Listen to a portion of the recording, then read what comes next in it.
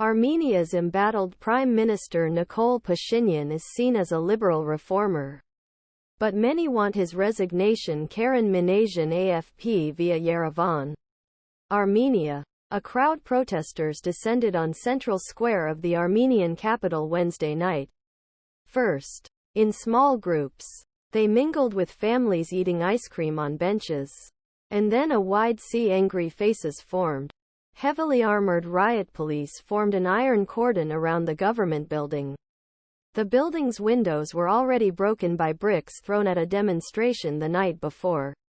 Slogans in support of Nagorno-Karabakh, the ethnic Armenian region where Azerbaijani troops launched a lightning attack the day before, were raised. Others in the crowd called on Armenia's embattled Prime Minister, liberal reformer Nikol Pashinyan, to resign over the defeat and bloodshed. The biggest fear is that most of the region's 100,000 Armenians will be driven out through ethnic cleansing by Azerbaijani forces. The biggest problem is our prime minister because he does nothing to save people's lives and Azerbaijan is committing genocide, said 36-year-old Van from Yerevan. They're washing their hands.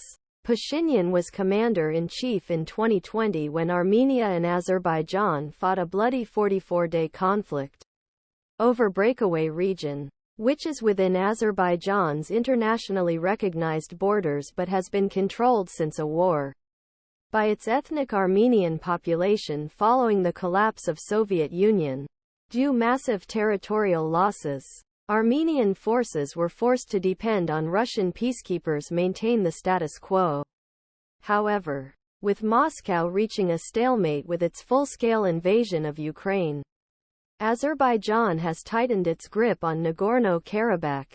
First came a months-long blockade of relief supplies reaching the area, followed by a blitzkrieg of tanks, troops and artillery on Tuesday morning. And on Wednesday, leaders in the region said they were forced to accept a surrender deal brokered by Moscow. One-day war this time.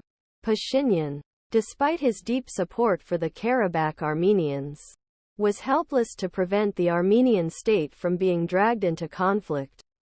As reignited in region on Tuesday night, the Prime Minister said he would not allow internal or external forces to drag Republic of Armenia into military operations.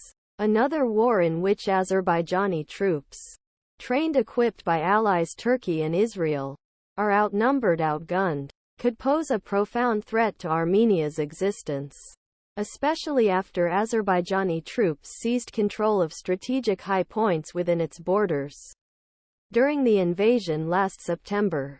However, for many Armenians, Pashinyan's attitude is not good enough.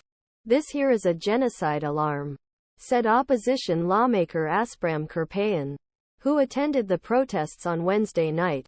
We must establish a proper government that will serve the Armenian nation and only the Armenian nation. But while criticism is everywhere, the alternatives are scant. And beyond handing in his resignation,